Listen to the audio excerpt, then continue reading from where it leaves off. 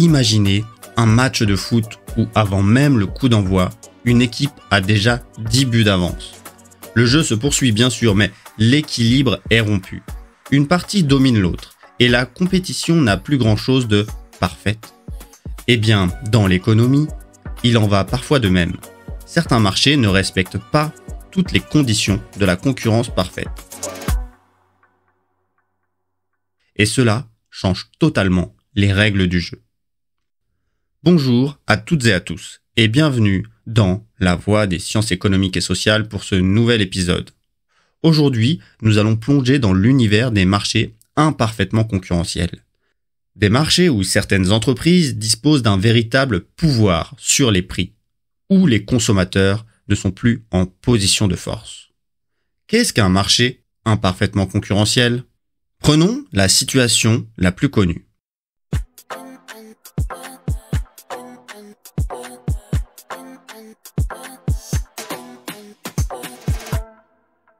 Le monopole. C'est le cas lorsqu'un vendeur propose un bien ou un service sans substitut proche. Le monopoleur fixe alors ses prix en fonction de la demande et choisit la combinaison prix-quantité qui maximise son profit. Conséquence, les consommateurs payent plus cher et consomment moins que dans une situation de concurrence parfaite. Il existe 3 grands types de monopole. Le monopole d'innovation. Il apparaît lorsqu'une entreprise détient un brevet ou une avance technologique qui lui donne l'exclusivité temporaire sur un produit ou un procédé, pendant généralement la durée du brevet, à peu près 20 ans. Aucune autre entreprise ne peut légalement copier ou vendre ce produit. Cela permet de récompenser et de financer l'innovation, car l'entreprise peut fixer un prix élevé et amortir ses investissements en recherche et développement. L'entreprise peut aussi vendre des licences qui permettent à d'autres entreprises de produire et vendre le produit en question. Par exemple, Pfizer et BioNTech ont détenu un monopole temporaire sur leur vaccin à ARN messager contre la Covid-19, grâce au brevet. Résultat, ils ont pu vendre massivement sans concurrence directe et immédiate. Deuxième type de monopole, le monopole dit naturel. Il se forme quand les coûts fixes, infrastructures, équipements, réseaux sont tellement élevés qu'il serait inefficace, voire absurde, d'avoir plusieurs producteurs concurrents. En clair, mieux vaut un seul acteur pour produire tout, car il bénéficie d'économies d'échelle.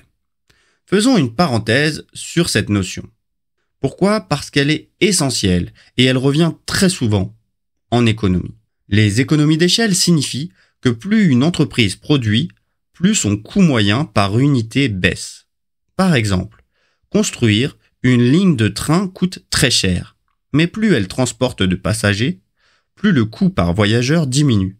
Autrement dit, produire en grande quantité permet de répartir les coûts fixes et de réduire le coût moyen. Dans l'exemple du monopole naturel, on parle très souvent de situations où il faut dépenser énormément au début pour produire, avec des infrastructures souvent très conséquentes. Et si plusieurs entreprises se lançaient, les prix exploseraient et le gaspillage d'infrastructures serait énorme. Par exemple, les réseaux ferroviaires ou électriques. Il n'aurait aucun sens de construire 10 lignes de trains parallèles entre Paris et Marseille pour que 10 entreprises différentes se fassent concurrence.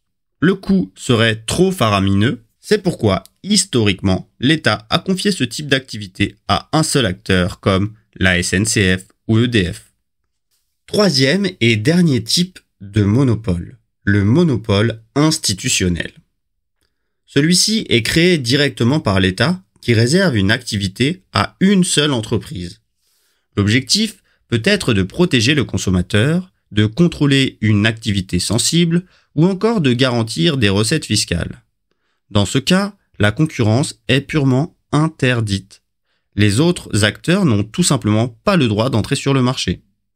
Par exemple, en France, la Française des Jeux a longtemps eu le monopole légal sur les jeux de loterie et de grattage. Personne d'autre ne pouvait proposer ce type de jeu, ce qui assurait à l'État un contrôle sur les pratiques et une source importante de revenus grâce aux taxes prélevées. Il faut noter que les 3 monopoles peuvent se croiser. Dans le domaine médical, lorsqu'un brevet est déposé pour une solution, pour un médicament, il s'agit à la fois d'un monopole d'innovation et d'un monopole institutionnel. Nous en avons fini avec la partie sur les monopoles.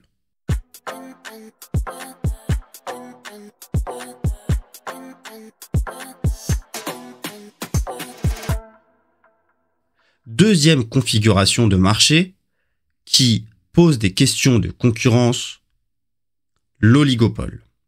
Ici, le marché est dominé par quelques grandes entreprises seulement. Cela ne veut pas dire qu'il n'existe aucune concurrence, mais qu'elle est limitée à un petit nombre d'acteurs puissants. Dans ce type de marché, chaque entreprise surveille attentivement ses rivales, ajuste ses prix, ses innovations ou ses campagnes publicitaires en fonction de leurs mouvements. Par exemple, les duopoles de Airbus et Boeing dans l'aéronautique, de Coca-Cola et Pepsi dans les sodas, ou encore les grands opérateurs téléphoniques. Cette configuration entraîne une dynamique particulière. Chaque acteur sait qu'il a du poids, mais qu'il dépend aussi des décisions des autres. C'est là qu'intervient un concept clé dans la théorie des jeux, le dilemme du prisonnier. Je vous invite, si cela vous intéresse, à regarder une vidéo sur YouTube qui explique ce raisonnement. En théorie, appliqué à l'économie, voici ce que ça donne. En théorie, toutes les entreprises auraient intérêt à s'entendre pour maintenir des prix élevés et préserver leurs marges. Mais la tentation est grande pour l'une d'elles de casser les prix afin de conquérir des parts de marché. Le problème, c'est que si toutes cèdent à cette tentation, les prix s'effondrent et tout le monde perd en rentabilité. C'est ce qui explique l'existence parfois d'ententes illégales. Des accords secrets pour fixer les prix, se répartir les marchés ou limiter la production. On a vu cela plusieurs fois dans différents secteurs, comme le cartel des lessives en Europe, qui a été découvert et condamné en 2011, ou encore une entente sur les prix dans le domaine des télécommunications. Ces pratiques sont interdites, car elles nuisent directement aux consommateurs. Une autre stratégie bien connue pour survivre en situation d'oligopole est la guerre des prix. Dans ce cas, une entreprise choisit de réduire massivement ses prix pour attirer les consommateurs. C'est une arme à double tranchant. Les marges se réduisent, mais si les concurrents ne résistent pas à cette baisse des prix, l'entreprise peut prendre une position dominante et les concurrents faire faillite. Par exemple, dans la grande distribution, Leclerc, Carrefour ont déjà mené des campagnes agressives de baisse des prix, quitte à rogner sur leurs marges. L'objectif est clair, attirer les clients et fragiliser les concurrents.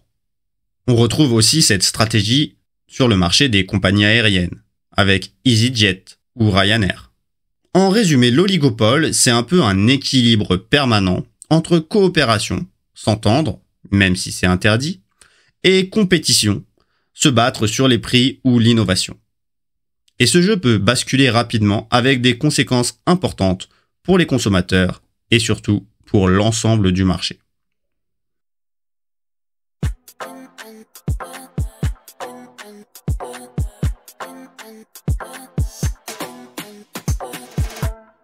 Si tu trouves ce contenu utile, rends-lui l'appareil, abonne-toi, commente, like, partage. Sans toi, l'algorithme l'enterre. Avec toi, il le fait décoller. D'ailleurs, si tu veux apprendre de façon interactive, tu peux aller sur lavoidesses.fr et trouver une communauté intéressée par les sciences économiques et sociales. Reprenons. Troisième et dernière grande forme de concurrence imparfaite, la concurrence monopolistique. Ici, on retrouve une multitude de vendeurs, mais leurs produits ne sont pas identiques.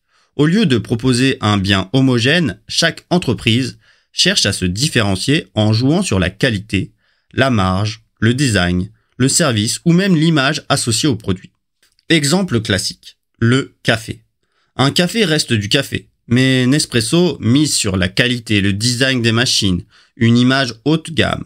Starbucks, lui, vend autant une boisson qu'une expérience. Ambiance cosy, nom écrit sur le gobelet, espace de travail. Le café vendu en grande surface, enfin, reste l'option bon marché et accessible. Chacun de ces producteurs dispose donc d'un petit monopole sur sa niche. Les consommateurs fidèles, attachés à une marque ou à une image, acceptent de payer plus cher. C'est ce qu'on appelle la différenciation des produits.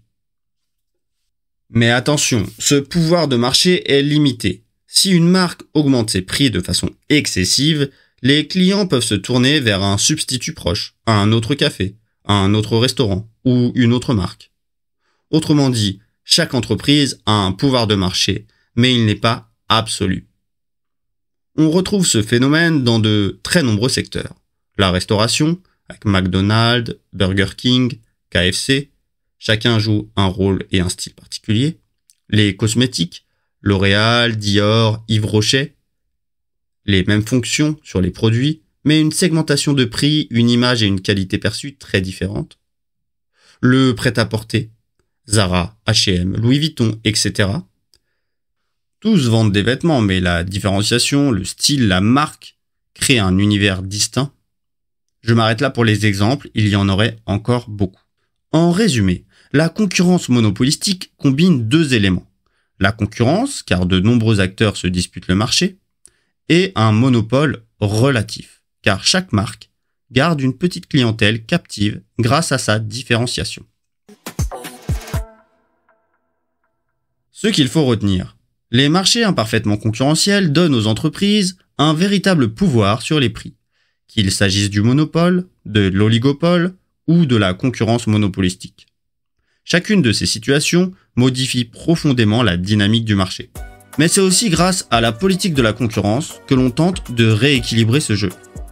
Dans notre prochain épisode, nous irons plus loin en nous demandant jusqu'où les pouvoirs publics doivent-ils intervenir sur les marchés. Car réguler, c'est trouver un équilibre délicat entre laisser les entreprises prospérer et protéger l'intérêt général.